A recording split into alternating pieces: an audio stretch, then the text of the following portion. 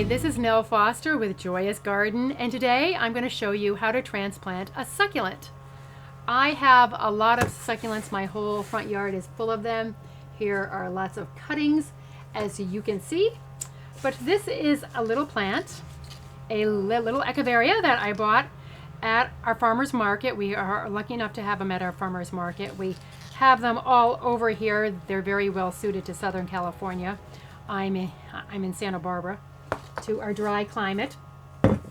So I'm going to transplant this into here. I just pulled a pansy out of here. It's late August and the pansy was still going, but it was starting to get really small and fade away, so it's time for a new life.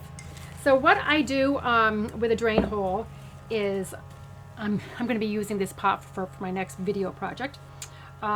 Is I take a piece of coffee filter. I don't use these anymore because I don't drink coffee. And I just put it over the drain hole. That helps to keep the soil, and you can use newspaper, works just fine, so you can use that too. I just happen to have these leftover filters, so I use those. So what I've done, just for the sake of time, is I've already put the cactus mix. There is a specific cactus mix. You can buy that. Organic, I always use organic, or you can just use a potting soil that drains well. You do not want to use a planting mix. It's too heavy. And succulents are not fussy as to what kind of pot. You can do a bigger pot, a small pot. They don't, the size really doesn't matter. You can use terracotta, plastic, fiberglass, ceramic, it's all fine. So what you want to do is you want to loosen the plant up. And some of the leaves are a little brittle, so you might get some breakage, but don't worry about it, because you can actually just propagate a leaf and it'll make a new plant.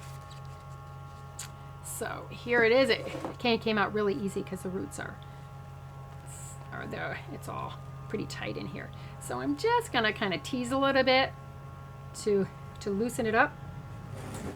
And I have the soil up fairly high because I like the succulent to sit slightly above the rim of the pot.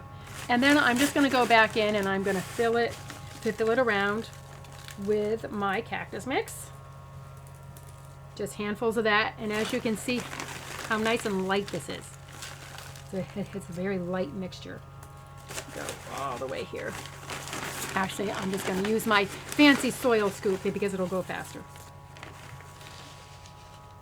So I'm going to get some of that around it to stabilize and hold it in place. And now I'm going to put in some worm compost. I love a worm compost. I don't use any fertilizers in succulents because I don't need it.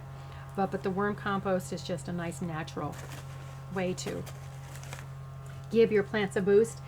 And the succulents aren't fussy about fertilizer, as I said, but I just like to mimic the soil a little bit sweeter with that. So what you're going to do, go just all the way back around. This pot is actually a little big for this plant. I would normally plant something else in here. I'm not going to keep this in here. This succulent is actually going out in my garden, but I just wanted to show you how you would do it. Easy as can be. And now here is this beautiful echeveria in its new home. Well, at least it's going to be its home for a couple days. This is Nell Foster, and I have just shown you how to transplant a succulent.